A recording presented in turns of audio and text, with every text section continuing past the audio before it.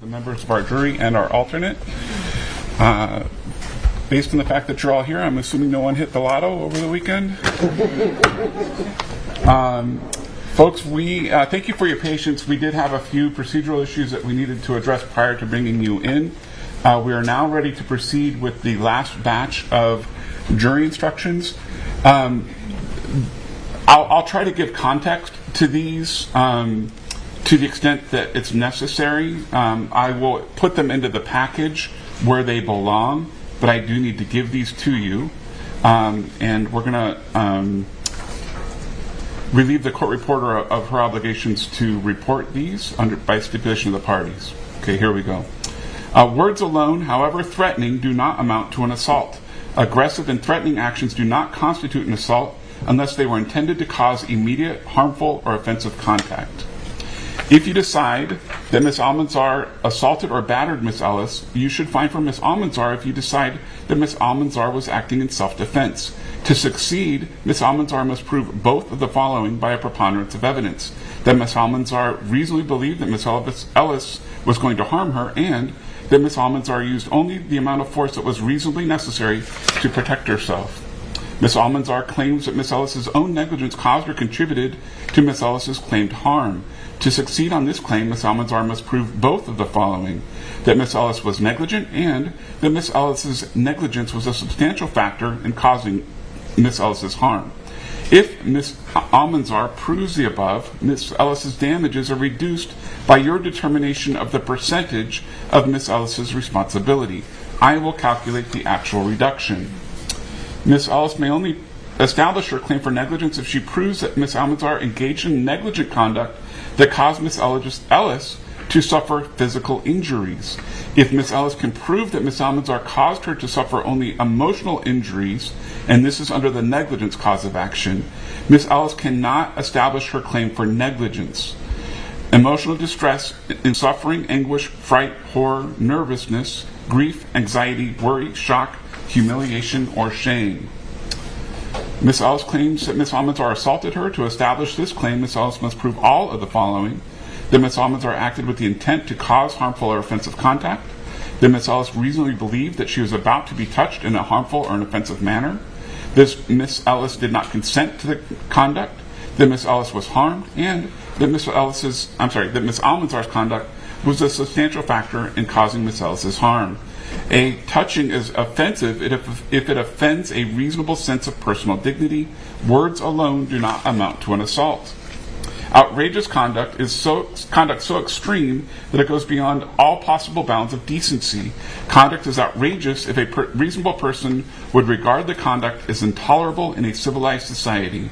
Outrageous conduct does not include insults, threats, indignities, annoyances, hurt feelings, petty oppressions, bad manners, or other trivialities that a reasonable person is expected to endure. Outrageous conduct also does not extend to profanity, obscenity, or abusive language without circumstances of aggravation. In deciding whether defendant's conduct was outrageous, you may consider, among other factors, the following: whether defendant abused a position of authority or a relationship that gave her real or apparent power to affect plaintiff's interests, whether defendant knew that plaintiff was particularly vulnerable to emotional distress, and whether Ms. Almanzar knew that her conduct would likely result in harm due to mental distress. Under Factor A, which is the position of authority, examples of positions of authority or relationships of power include an employer, a landlord to his or her tenant, a hospital to its patients, an attorney to his or her client, or a religious institution to its members. Ms. Almanzar acted with reckless disregard in causing Ms. Ellis's emotional distress if Ms. Almanzar knew that emotional distress would probably result from her conduct, or Ms. Almanzar gave little or no thought to the probable effects of her conduct. If you decide that Amani Ellis suffered damages that will continue for the rest of her life, you must determine how long she will probably live. According to the National Vital Statistics Report, a 32-year-old female is expected to live another person is likely to live, but is not conclusive. Probably live. According to the National Vital Statistics Report, a 32-year-old female is expected to live another person is likely to live, but is not conclusive. In damages from Ms. Almanzar under more than one legal theory, however, each item of damage will be asked to decide whether Ms. Almanzar is liable to Ms. Ellis under the following legal theories: battery, assault, intentional infliction of emotional distress, and negligence. Ms. Ellis's claimed damages are recoverable only once under all of the above legal theories. And the verdict form breaks that down for you. The following are specific items of non-economic damages claimed by Imani Ellis. Physical pain, mental suffering, and emotional distress. No fixed standard exists for deciding the amount of these non-economic damages. You must use your judgment to decide a reasonable amount based on the evidence and your common sense. To recover for future physical pain, mental suffering, loss of enjoyment of life, disfigurement, physical impairment, inconvenience, grief, anxiety, humiliation, emotional distress, Imani Ellis must prove that they are reasonably certain to suffer that harm. For future physical pain, I think, okay, no, we're fine. For future physical pain, mental suffering, loss of enjoyment of life, disfigurement, physical impairment, inconvenience, grief, anxiety, humiliation, and emotional distress, determine the amount in current dollars paid at the time of the judgment that will compensate Imani Ellis for that future physical pain, mental suffering, loss of enjoyment of life, disfigurement, physical impairment, inconvenience, grief, anxiety, and humiliation, and emotional distress. If you decide that Ms. Almanzar's conduct caused Ms. Ellis's harm, you must decide whether that conduct justifies an award of punitive damages against Ms. Almanzar. The amount of punitive damages, if any, will be decided later. You may award punitive damages against the defendant only if plaintiff proves by clear and convincing evidence that Ms. Almanzar engaged in that conduct with malice, oppression, or fraud. If you find that defendant accidentally harmed plaintiff, punitive damages are not appropriate and should not be awarded. In deciding whether or not to award punitive damages against the defendant, you may consider whether defendant's acts were the consequence of a sudden heat of passion that was provoked by plaintiff.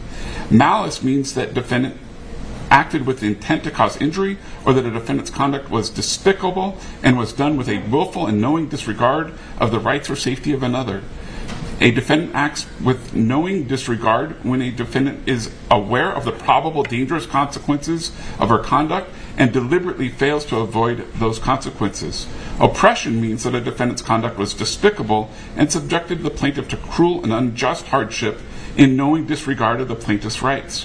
Despicable conduct is conduct that is so vile, base, or contemptible that it would be looked down on and despised by reasonable people. Fraud means that the defendant intentionally misrepresented or concealed a material fact and did so intending to harm the plaintiff. During the trial, plaintiff testified that she sought treatment from John Scher, MD. It is not in dispute that Dr. Scher has passed away. All right, ladies and gentlemen, that concludes the additional jury instruction, and we're back on the record with the court reporter. That concludes the additional jury instructions that we are adding to those instructions that I previously read. At this point in time, it is the time for the attorneys to give you their closing arguments. Please keep in mind my instructions regarding the facts in this case. You are the ones who are to determine the facts, and to the extent that the attorneys argue facts that you do not believe were proven during the trial, please rely on your own finding of what the facts are. And similarly, to the extent that the attorneys argue law that is contrary to the law that I've just given you, please rely on the law that I gave you. And with that, is plaintiff prepared to give your closing argument? Yes, Your Honor. I would just ask for a quick sidebar for a moment, please.